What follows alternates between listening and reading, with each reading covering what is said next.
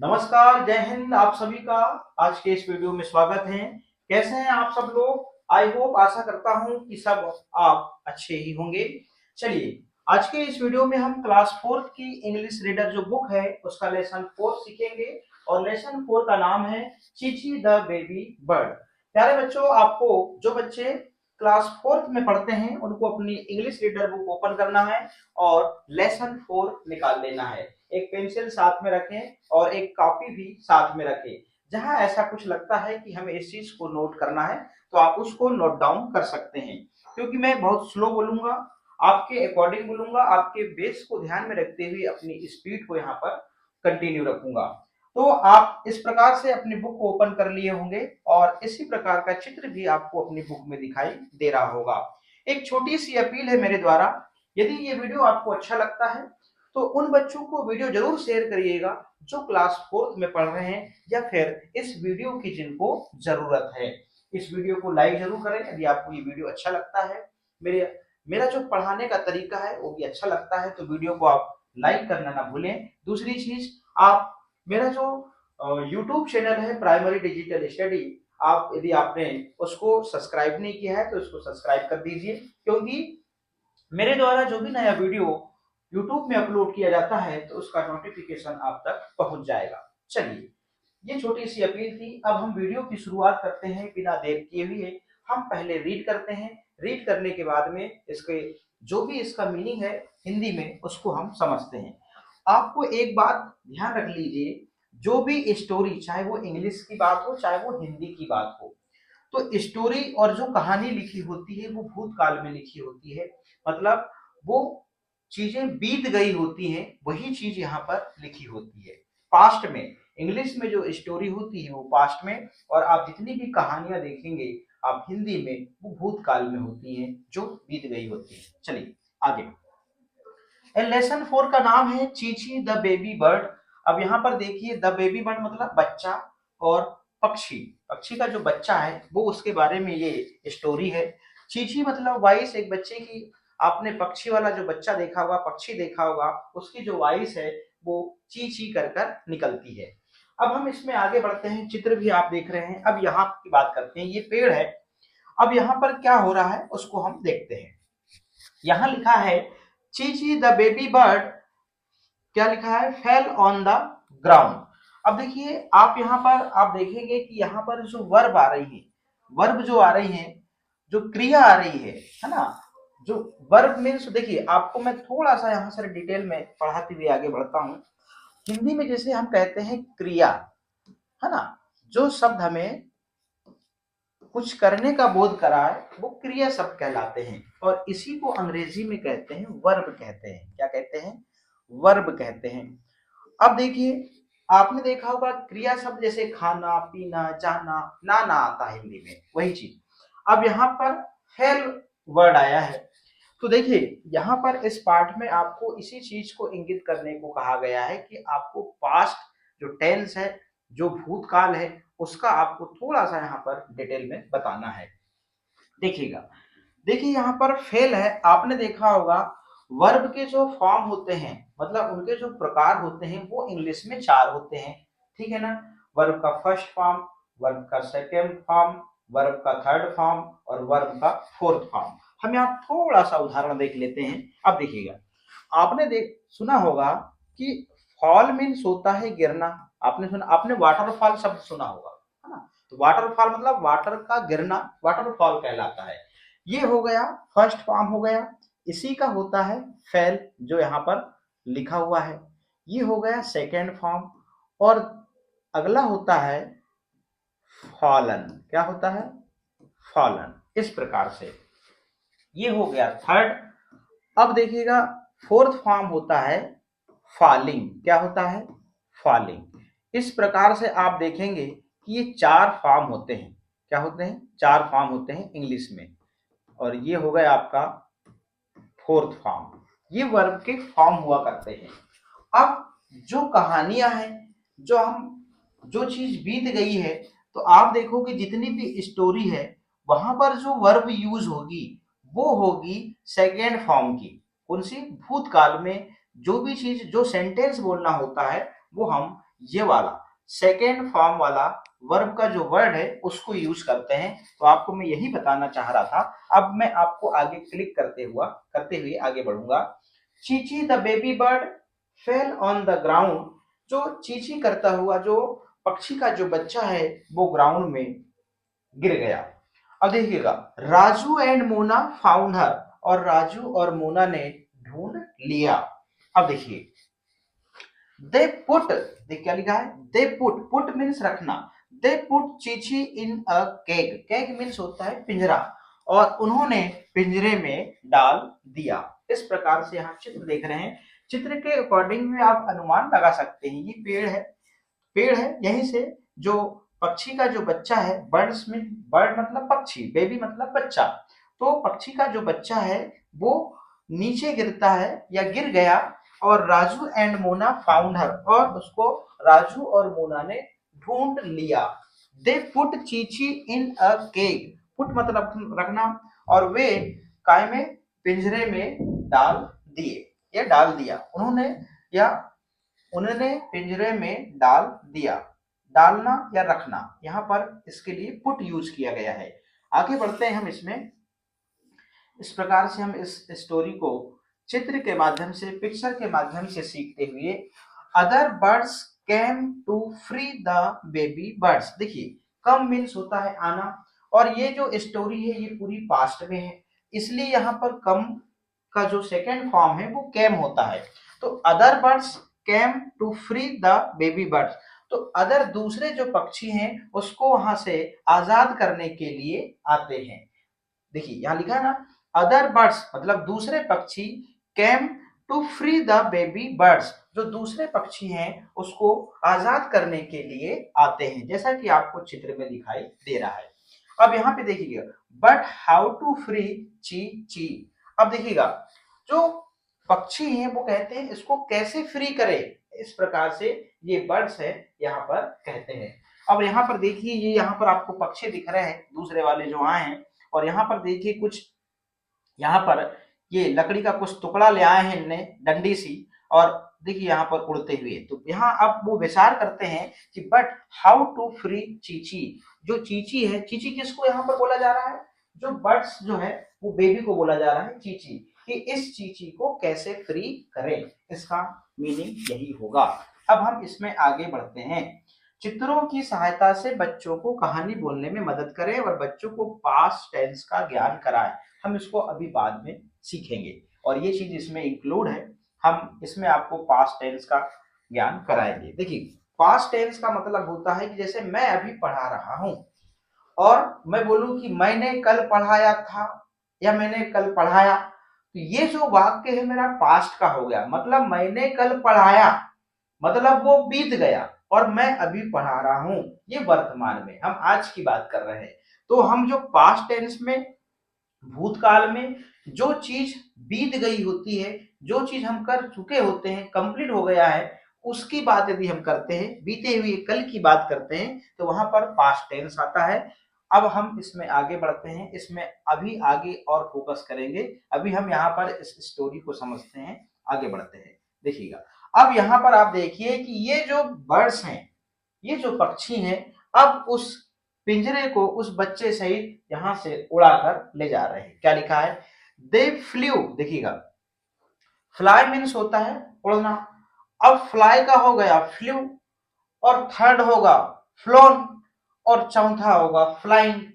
तो आपको मैंने पहले बताया ये वर्ब है, ये क्रिया शब्द है, वर्ब है, और फ्लाई मीन्स होता है उड़ना।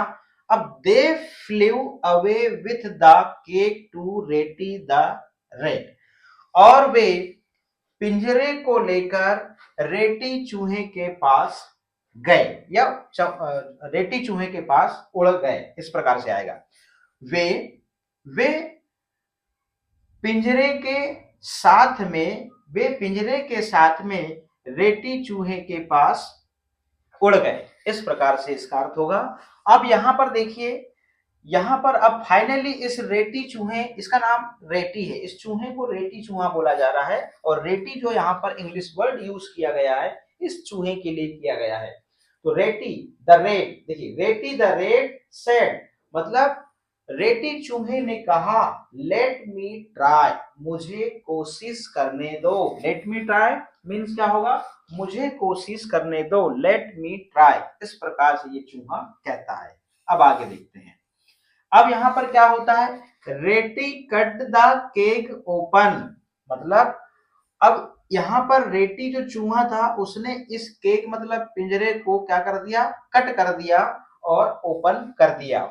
Chichi was fully of Joy, और जो चीची थी वो मतलब जॉय मतलब खुश, खुश हुई, वो खुश हो गई। और यहाँ पर देखिए अब यहाँ क्या होता है, शी वॉज फ्री अगेन, और वह फिर से क्या हो गई, आजाद हो गई। इस प्रकार से इस स्टोरी में हमने इतना सारा पढ़ा। अब यहाँ पर एक थॉट लिखा हुआ है कि when you are good to other, यदि आप दूसरों के लिए अच्छे होते हैं तो you are best to yourself, आपके लिए आप बहुत ही सबसे अच्छे होते हैं, बेस्ट होते हैं। ये इस प्रकार का, यदि आप दूसरों के लिए अच्छे हैं तो आप अपने आप के लिए बेस्ट हैं। इस थॉट का अर्थ यहाँ पर ये है। अब हम इसमें आगे बढ़ते हैं। अब इसमें एक्सरसाइज आएंगी और एक्सरसाइज में ही हम अभी देखिए पास्ट टेंस को समझाएंगे। आपको ध्यान से देखना है, ध्यान से देखेंगे नहीं और आपका ध्यान इधर होगा नहीं तो आप सीख नहीं पाएंगे, क्योंकि यहाँ पर इंग्लिश जो आपको बहुत सारी चीजें ग्रामर यहाँ पर इंक्लूड होती है और ग्रामर का बेसिक होता है, इंग्लिश का बेसिक होता है। पूरी एक्सरसाइज में आपको अच्छे से ध्यान देना चाहिए। मैं स्लो बोल रहा हूँ, फास्ट नहीं बोल रहा हूं। मेरा उद्देश्य इस बुक को भरना नहीं है, मेरा सिर्फ एक ही इंटेंशन है, वो आपको अच्छे से सिखाना। चलिएगा यहां देखिएगा, लिसन एंड रिपीट, हर आप लेसन में देख रहे हैं कि लिसन एंड रिपीट एक्सरसाइज के बाद में होता है। चलिए अब हम इसको पहले पढ़ते हैं। यहां लिखा है फेल, टेल और सेल, यही लिखा है, फेल, टेल और सेल। तो आप देख रहे हैं कि जो फेल यहाँ पर जो इंग्लिश वर्ड है, यहाँ पर जो वावेल ई है और टेल में जो वावेल ई है और जो सेल में वावेल ई है, इसका जो साउंड है वो क्या निकल रहा है, ए निकल रहा है। और आप देखिए यहाँ पर कॉमन साउंड निकल रहा है, फेल, टेल और सेल, यही आपको कॉमन साउंड देखने को मिल रहा है। आगे अब देखिएगा, ये लिखा है फाउंड और साउंड और बाउंड, यही लिखा है, फाउंड, साउंड और बाउंड। आप देख रहे होंगे यहाँ पर ओ और यू वावेल साथ में है या नहीं है, देखो यहाँ पर ओ और यू वावेल साथ में है, ये तीनों इंग्लिश वर्ड में।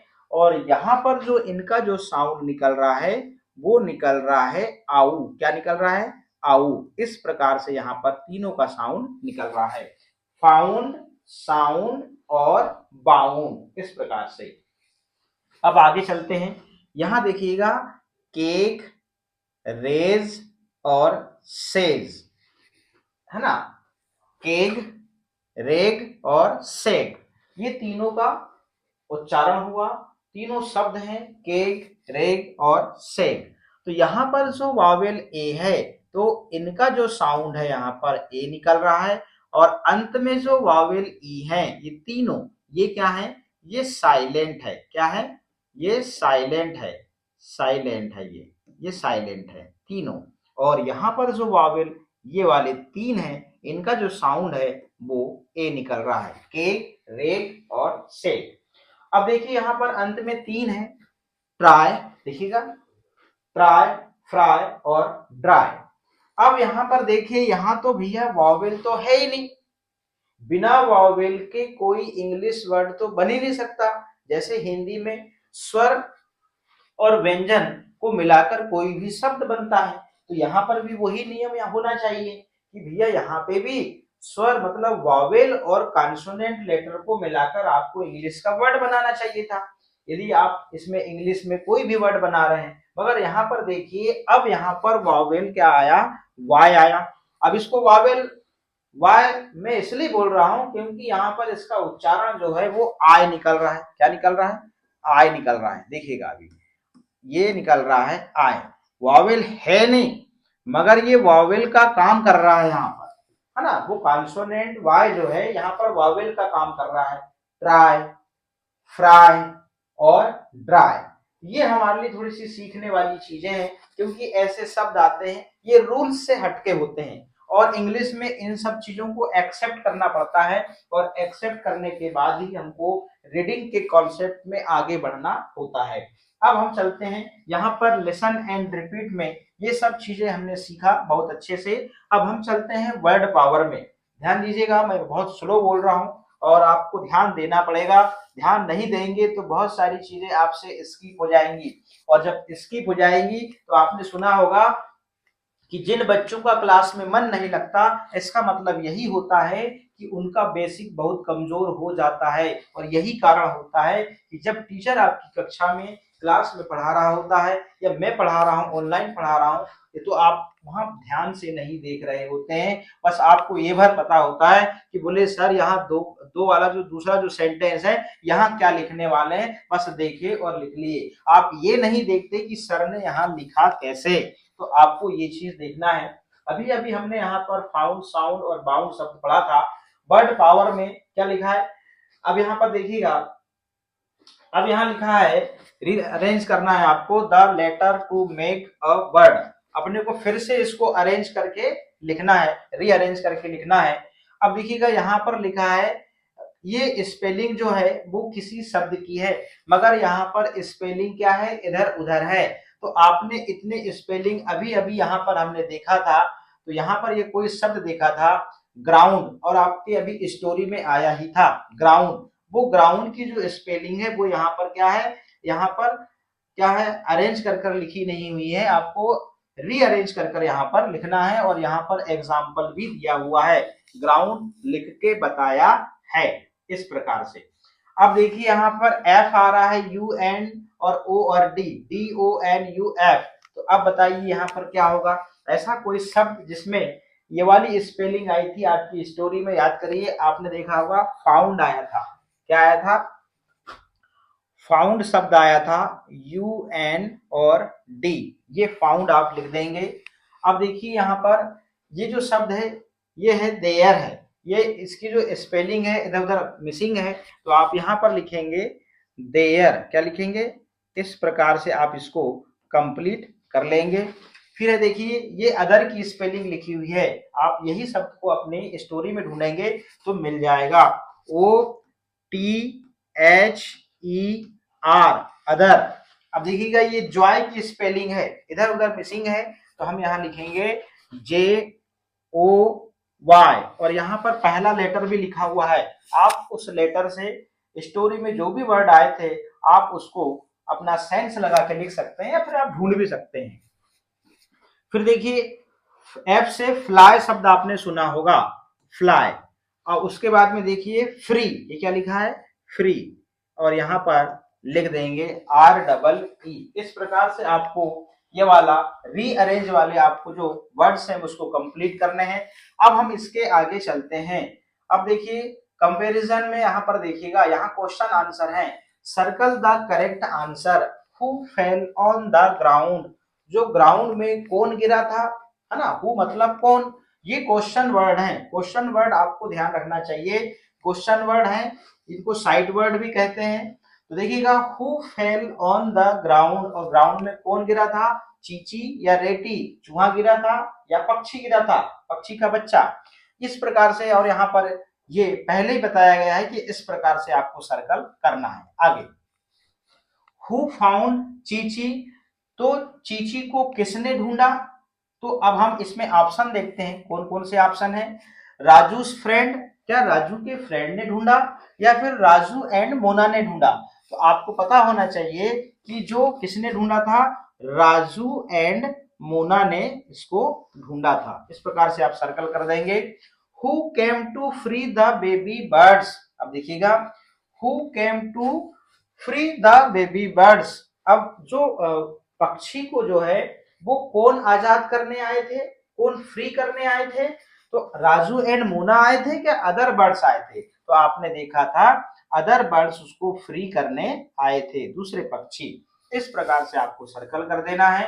अब आगे देखते हैं क्या कहता है sentence, who help to free चीची, मतलब चींची की किसने सहायता करी थी, किसने मदद करी थी, रेटी ने क्या मोना ने? तो रेटी ने। रेटी किसको कहा गया यहाँ पर? चूहा को कहा गया है। Who was full of Joy, और सबसे ज्यादा खुश कौन हुई थी? तो चींची हुई थी जब वो आजाद हुई। तो यहाँ पर हम इस चींची पर सर्कल कर देंगे। अब देखिएगा, लेट्स रन। अब हम यहाँ पर सीखने वाले हैं बहुत ही अच्छी चीज। अब आपको ध्यान देना होगा, यदि आप ध्यान नहीं देंगे तो बात नहीं बनेगी। अब आप बात कर रहे थे, देखिएगा मैं यहाँ पर इसको फिर हम इरेज कर देंगे। मैं बात कर रहा था वर्तमान काल, जरा ध्यान दीजिएगा। वर्तमान, है ना, वर्तमान को कहते हैं अंग्रेजी में प्रेजेंट। क्या कहते हैं? प्रेजेंट कहते हैं। और यहां पर मैं बात करूं भूतकाल की, किसकी? भूतकाल की। तो भूतकाल को कहते हैं अंग्रेजी में पास्ट। क्या कहते हैं? पास्ट। ठीक है ना? अच्छे से समझिएगा, मैं यहां पर आपको पास्ट टेंस को समझा रहा हूं। वर्तमान को कहते हैं प्रेजेंट। अभी आपने सुना होगा, अरे यार आप प्रेजेंट में क्या कर रहे हो, है ना? फिर आपने सुना होगा, अरे अरे सब छोड़ो छाड़ो, ये तो सब भूतकाल की बात है, इस प्रकार से। तो ये हमारे बोलचाल की भाषा में ये शब्द यूज किए जाते हैं। वर्तमान मतलब जो समय आज चल रहा है, वर्तमान अभी चल रहा है। मैं अभी की बात करूं, जैसे मैं अभी बात करूं कि सर आप अभी क्या कर रहे हैं, यदि किसी ने पूछा तो मैं अभी वर्तमान में आई एम टीचिंग, मैं अभी पढ़ा रहा हूँ, ये मैं अभी पढ़ा रहा हूँ, ये हुआ वर्तमान की बात हुई। अब मैं पूछूं कि आपसे भूतकाल, अब मैं आपसे कोई पूछे अब कल कहाँ गए थे, बदल गया। कल आप कहाँ गए थे, था शब्द आ रहा है। किसी भी वाक्य के अंत में याद रखिएगा क्या आएगा? आ आएगा, या फिर आ था आएगा, या फिर था और थी आएगा, इस प्रकार से। और एथे, सॉरी एथे आएगा। क्या आएगा? एथे। इतना सारा लिखने की जरूरत नहीं, आप इसको याद रखिए। या फिर ए थे, यहां लिखेंगे ए थे, इस प्रकार से आप इसको लिख देंगे ए थे। और तीन चीज याद रखिए, आ या आ था या ए थे। ऐसे हिंदी के वाक्य जिनके अंत में आ या फिर आ था या ए थे। अभी मैंने बोला ना, कल आप कहाँ गए थे, है ना, कल आपने क्या खाए थे, तो मैं बोलूंगा कल मैंने तो रोटी खाया था, है ना। अब इसमें क्या होगा, वाक्य के अंत में आपको है देखने को मिलेगा ज्यादातर। क्या कर रहे हो, है, हो, हूं, इस प्रकार से है, हो या हूं, इस प्रकार से आपको देखने को मिलेगा। तो प्रेजेंट का मतलब वर्तमान की बात, पास्ट मतलब बीत गया, जो बीत गया समय उसको पास्ट कहते हैं। अब यहां पर फिल इन द ब्लैंक्स, और मैंने बताया कि हिंदी में शब्द हुआ करते हैं, कौन से? क्रिया शब्द। कौन से? क्रिया शब्द। तो आपने देखा होगा जो क्रिया शब्द होते हैं उन शब्द के अंत में ना लगा होता है अधिकतर, खाना, जाना, पीना, देखना। और अंग्रेजी में इन्हीं क्रिया शब्द को वर्ब कहते हैं। क्या कहते हैं? Verb, words, word. अब देखिएगा, अब यहां पर जो क्रिया शब्द है, यहां पर जो खाना है, मगर यहां पे जो क्रिया शब्द है वर्ब है, वर्ब जो होते हैं इनके चार फॉर्म होते हैं। कितने होते हैं? चार फॉर्म होते हैं, ये ध्यान रखिएगा। ये अभी मैंने इसके पहले भी बताया था। अब चार फॉर्म कैसे होते हैं, हम छोटी सी यहाँ पर एक वर्ब ले लेते हैं। हमने लिया मान लो गो, तो जैसे गो क्रिया है, गो वर्ब है, तो गो ये फर्स्ट फॉर्म होगा, और फर्स्ट फॉर्म जो है वो वर्तमान में यूज करी जाएगी। अब गो के बाद में सेकंड क्या होगा, इसका हो जाएगा गो वेंट हो जाएगा। क्या हो जाएगा? वेंट हो जाएगा। और थर्ड क्या हो जाएगा? गॉन हो जाएगा। और यहां पर फोर्थ क्या होगा? ये हो जाएगा गोइंग। क्या हो जाएगा? गोइंग। इस प्रकार से ये फॉर्म हुआ करते हैं, काय में? अंग्रेजी में हुआ करते हैं। हमको यदि एक गो याद किया हमने इंग्लिश में वर्ब, तो उसके हमको चार फॉर्म याद कर लेने चाहिए। क्यों? क्योंकि अलग अलग समय के अकॉर्डिंग ये वाले जो वर्ब वर्ड हैं ये यूज किए जाते हैं। यदि आपको वर्तमान में बात करना है तो गो बोलना पड़ेगा, यदि आपको पास्ट में बात करना है तो आपके सेंटेंस में आपको वेंट लगाना पड़ेगा, है ना। और अब यहां पर एक आता है पास्ट पार्टिसिपल। अब मैं इसको नहीं बताऊंगा क्योंकि आपके लिए बहुत ज्यादा हो जाएगा, आप इतना भर याद रखिए। यहां पर दो फॉर्म को आपको यूज करने के लिए बताया जा रहा है, आप मात्र प्रेजेंट और पास्ट को समझें। तो जितना बताया जा रहा है उतना ही सीखें, मगर एक चीज जरूर याद रखें कि आप इंग्लिश में कोई भी वर्ब याद करते हैं, आपके पाठ में जो भी वर्ब आती है उसको आप नोट डाउन करें, गूगल से आप इसके फॉर्म निकाल लीजिए और अभी से आप इनके चारों फॉर्म याद करते चले जाएंगे तो 12वीं तक आपकी इंग्लिश में इतनी वोकेबलरी इतनी अच्छी हो जाएगी कि आपको इंग्लिश पढ़ने में समझने में बहुत ज्यादा मदद मिलेगी। अब आप यहाँ पर देखिए, यहाँ है क्या, यहाँ पर कुछ नहीं है, यहाँ पर कुछ जो इंग्लिश के जो वर्ब लिखे हुए हैं, है ना, वर्ब वर्ड लिखे हुए हैं। तो कुछ वर्ब वर्ड क्या है, प्रेजेंट में लिखे हैं और कुछ लिखे हैं पास्ट। तो जो प्रेजेंट में लिखा है उसका हमको पास्ट लिखना है और जो पास्ट में लिखा है उसका हमको प्रेजेंट में लिखना है। जैसे देखिएगा यहाँ उदाहरण बताया गया, प्ले, प्लेड, प्लेड, ये इसके 3 फॉर्म होते हैं और प्लेइंग 4th फॉर्म। यहाँ लिखा है रन, रेन, रन और रनिंग, ऐसे याद करिए। फिर क्या है, फॉल, देखिए अभी फॉल मीन्स गिरना, तो फॉल, फेल और फॉलन और फॉलिंग, इस प्रकार से। अब सी सा, यहाँ क्या लिख देंगे हम, सी सा, और इसका होता है सा के बाद में सीन और सीइंग, ये 4 फॉर्म होते हैं। अब देखिए यहाँ पर हेल्प लिखा है तो यहाँ पर आएगा HELP, help, helped, helped, helping, इस प्रकार से।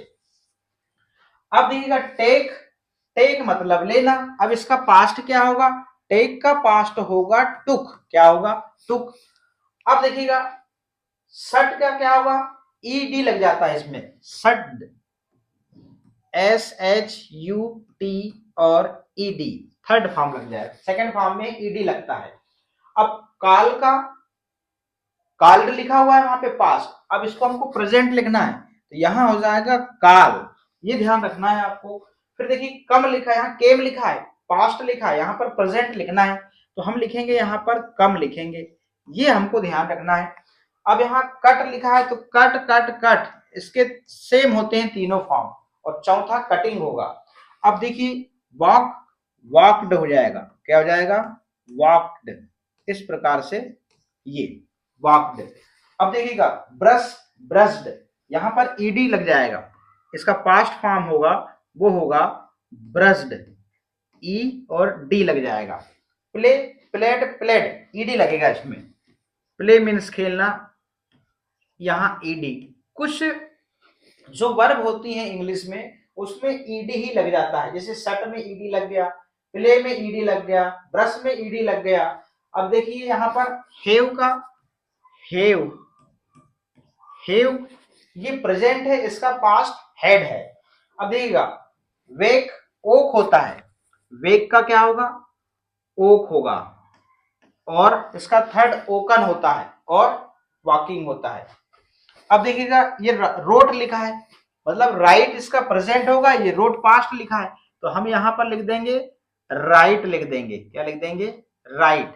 अब देखिएगा यहाँ पर गो लिखा है, अभी बताया था हमने, तो गो का पास्ट क्या होगा, वेंट होगा, क्या होगा, वेंट होगा। इस प्रकार से हमने इसको हल किया, कंप्लीट किया। देखिएगा यहाँ पर 2 लाइन है, एक है प्रेजेंट की, एक है पास्ट की, एक है प्रेजेंट की, एक है पास्ट की, एक है प्रेजेंट की, एक है पास्ट की। अब देखिए play, played, present past, run, run, present past, fall, fell, present past, see saw, present past, help. देखिए सी मीन्स भी देखना होता है, जैसे अब देखिएगा मैं आपको उदाहरण बताता हूं। अब मैं खेलता हूं, आई प्ले, मैं खेलता हूं। अब मैं बोलूंगा मैंने खेला तो आई प्लेड हो जाएगा, क्या हो जाएगा, आई प्लेड हो जाएगा। अब देखिएगा मैं गिरा, क्या हुआ, मैंने बोला कि मैं गिरता हूं, आई फॉल। अब मैं गिरा, आई फेल।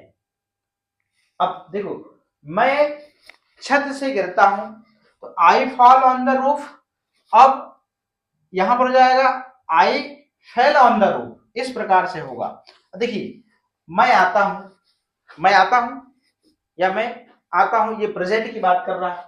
अब मैं बोल रहा हूं, अभी बोल रहा हूं ना, मैं आज की बात कर रहा हूं, अभी की बात कर रहा हूं। मैं आता हूं तो आई कम हो जाएगा। अब मैं आया तो आई कैम हो जाएगा।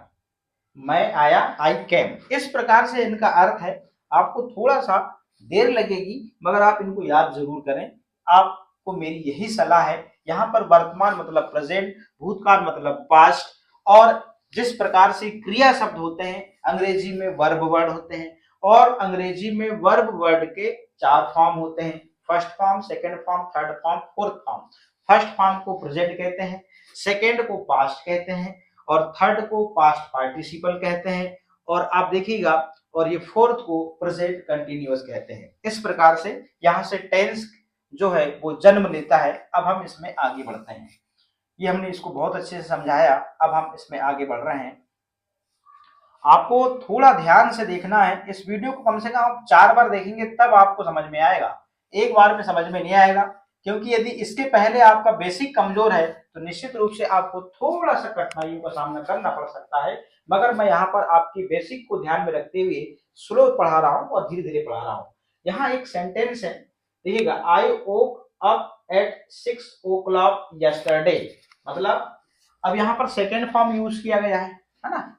वेक का ओक हो गया, मतलब मैं जो यस्टरडे मतलब बीता हुआ कल, मतलब जो है मैं कल 6 बजे उठा।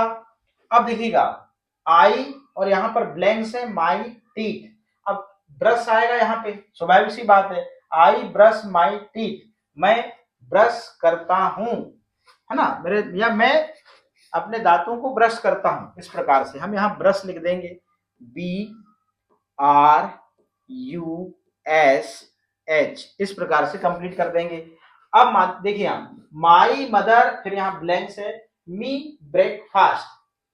अब यहाँ पर क्या आएगा, मेरी माँ जो है ना, मी ब्रेकफास्ट मतलब मेरे लिए जो ब्रेकफास्ट है। अब क्या आना चाहिए यहाँ पे, आप कल्पना करिए, यहाँ पर क्या कहता है, complete the sentence using the correct form of the verb. ये वर्ब है, इनको वर्ब कहते हैं। यदि हम इसको अर्थ लिखें, देखिए ब्रिंग मतलब होता है लाना, तो ये जो वर्ब लिखी हुई है इन वर्ब का आपको इस सेंटेंस में यूज करना है। तो माई मदर, है ना, ब्रिंग हम यहाँ पर यूज कर देंगे। ब्रिंग मीन्स होता है लाना, ब्रिंग मी ब्रेकफास्ट, मेरी माँ जो है मेरे लिए ब्रेकफास्ट लाती है। अब देखिएगा आई, फिर यहाँ पर खाली स्थान है, my breakfast at o'clock। Have मतलब लेना भी होता है, तो आई हैव आ जाएगा, यहाँ पर क्या हो जाएगा, आई हैव। तो मैं जो हूँ ब्रेकफास्ट कितने बजे लेता हूँ, 8 बजे लेता हूँ। इस प्रकार से इसका अर्थ हो जाएगा। हैव मीन्स लेना, यहाँ पर इसका अर्थ है। हैव का तो डिफरेंट वो उसका सेंटेंस के अकॉर्डिंग उसका अर्थ निकलता है। अब देखिएगा आई यहाँ पर गो है, तो I go to school at 10 o'clock and back at 5 o'clock, मतलब वापस के लिए क्या कहा गया है यहाँ पर, कम बैक। क्या आएगा यहाँ पर, कम बैक को वापस होना कहते हैं। क्या कहते हैं, कम बैक को वापस होना कहते हैं। फिर यहाँ पर क्या कहता है, आई यहाँ पर ब्लैंक है, with my friends in the evening. अब यहाँ पर देखिएगा प्ले, वो कहता है कि मैं अपने दोस्तों के साथ में शाम को खेलूंगा, तो यहाँ पर आ जाएगा प्ले। क्या आ जाएगा, प्ले। इस प्रकार से हमने इसको कंप्लीट किया। यहाँ पर जो वर्ब दी हुई थी उनका यहाँ पर सेंटेंस में उनको लिखकर इस सेंटेंस को हमने कंप्लीट किया कंडीशन के अकॉर्डिंग। अब हम आगे बढ़ते हैं।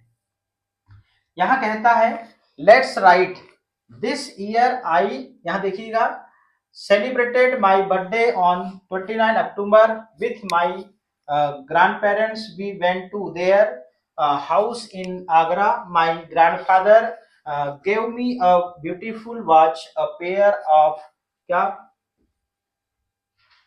trouser and a shirt. Did you also get some gift? ये यहाँ पर कुछ पैराग्राफ लिखा हुआ है।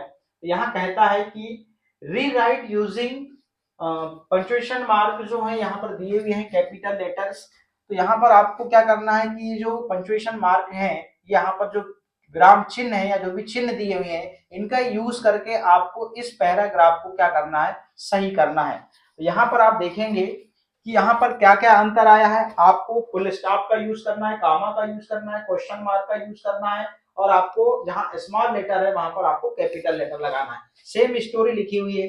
देखिएगा यहाँ पर दिस में आपको पता होना चाहिए, जब किसी सेंटेंस की शुरुआत होती है, जब किसी सेंटेंस की शुरुआत होती है तो उसका जो फर्स्ट लेटर है वो कैपिटल होना चाहिए, और यहाँ पर ये कैपिटल लिखा है। अब ये यहाँ से सेंटेंस कंटिन्यू होता है, दिस ईयर आई सेलिब्रेटेड, अब यहाँ से शुरू होता है, यहाँ पर आई स्मॉल है, यहाँ पर देखिए इसको कैपिटल करा है। फिर यहाँ पर देखिए कहाँ पर ये सेंटेंस खत्म होता है, ये होता है ग्रैंड पेरेंट्स, यहाँ पे खत्म होता है, यहाँ पर फुल स्टॉप आना चाहिए, यहाँ पर फुल स्टॉप लगाया। फुल स्टॉप के बाद में नया सेंटेंस शुरू हो रहा है वी, तो वी का जो फर्स्ट लेटर है वो कैपिटल होगा। तो देखिए यहाँ पर एक कैपिटल है। इसके बाद में ये सेंटेंस कहाँ खत्म हो रहा है, आगरा, देखिएगा ये आगरा में यहाँ सेंटेंस खत्म हो रहा है। इसका मतलब यहाँ पर आगरा के बाद में फुल स्टॉप आया, और जो माई यहाँ पर इंग्लिश वर्ड है, इसका जो फर्स्ट लेटर है वो कैपिटल एम है। आगे देखो, फिर वहां से सेंटेंस शुरू होता है आगरा के बाद, माई ग्रैंडफादर गेव मी, देखो grandfather gave me a beautiful watch, देखिए वॉच के बाद में यहाँ पर देखिए कॉमा लग गया है। फिर यहाँ पर क्या कहता है, a pair of trouser and a shirt. अब यहाँ पे देखिए ट्राउजर और जो शर्ट है उसका जोड़ा वो क्या करते हैं, दिलाते हैं। अब पेयर, अब देखिए वॉच के बाद में, यहाँ पर वॉच के बाद में कामा आ गया। अब पेयर के बाद में देखिए लास्ट में कहा, शर्ट के बाद में फुल स्टॉप लगता है, शर्ट के बाद में, और डिड से शुरू हो रहा है सेंटेंस, तो ये क्वेश्चन वाला सेंटेंस है, और लास्ट में यहाँ पर जो है वो क्वेश्चन मार्क लगेगा। और डिड जो इंग्लिश वर्ड है, इसका जो फर्स्ट लेटर है वो कैपिटल होगा। इस प्रकार से इस पैराग्राफ को इसमें कंप्लीट किया गया है। अब हम इसमें आगे बढ़ते हैं। एक पैराग्राफ और दिया है ये वाला, अब देखिएगा यहाँ पे भी आपको वही करना है जैसे आपको वहां पर पहले बताया गया था। अब देखिएगा यहाँ लिखा है, my mother prepared sweets for my birthday. अब देखिए माई में यहाँ देखिए कि ये जो कैपिटल लेटर आएगा माई, ये आप लिख लीजिएगा। अब यहाँ पर sweet for my birthday, birthday में आप यहाँ पे फुल स्टॉप लगाएंगे, और यहाँ पर माई का जो जो पहला जो लेटर है एम है उसको कैपिटल लिखेंगे। My grandfather sorry grandmother distribute the sweets to all the guests, यहाँ पे आप लगा देंगे फुल स्टॉप, और यहाँ पर माई का जो पहला जो लेटर है उसको कैपिटल लिखेंगे। अब देखिएगा, my mother serve dinner after dinner, देखिएगा यहाँ पर लिखेंगे सर्व डिनर और कामा लगा दो आफ्टर डिनर, इस प्रकार से यहाँ पर आप फुल स्टॉप लगा देंगे। फिर लिखेंगे आप, we played some games every one, everyone और एवरीवन, एवरीवन के बाद में एवरीवन एंजॉयड अ लॉट, यहाँ फुल स्टॉप लगाएंगे।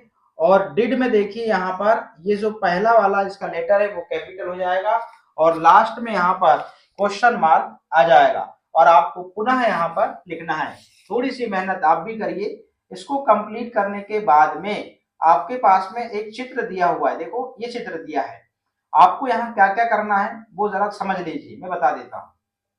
यहाँ कहता है, draw a door to this house, आपको क्या करना है कि इस घर में आपको यहाँ दरवाजा बनाना है। यहाँ दरवाजा नहीं दिया है तो आपको यहाँ पर दरवाजा बनाना है। इस प्रकार से ड्रॉ मतलब दरवाजा बनाओ, इस प्रकार से दरवाजा बनाना है। सेकेंड सेंटेंस क्या कहता है, सेकेंड सेंटेंस कहता है कि draw a tree in front of the house, और आपको घर के सामने जो है आपको एक पेड़ बनाना है। ये जो घर है, घर के सामने आपको क्या बनाना है, पेड़ बनाना है। यहाँ पे आप इस प्रकार से पेड़ बनाएंगे, ये इस प्रकार से सामने, घर के सामने, इस प्रकार से ये सामने हो गया। उसके बाद क्या कहता है, तीसरा सेंटेंस कहता है इसका कि draw birds in the tree, तीसरा sentence, draw a tree behind the house, मतलब तीसरा सेंटेंस कहता है घर के पीछे क्या बनाओ, घर पेड़ बनाओ। घर के पीछे भी आपको क्या बनाना है, पेड़ बनाना है। इस प्रकार से देखिए जरा, ये घर के पीछे दिख रहा है और ये घर के सामने दिख रहा है। अब फोर्थ सेंटेंस क्या कहता है, फोर्थ सेंटेंस कहता है कि draw birds in the tree, और आपको पेड़ के ऊपर क्या बनाना है, बर्ड्स बनाना है, पक्षी बनाना है। इस प्रकार से आप यहाँ पर पक्षी बना देंगे।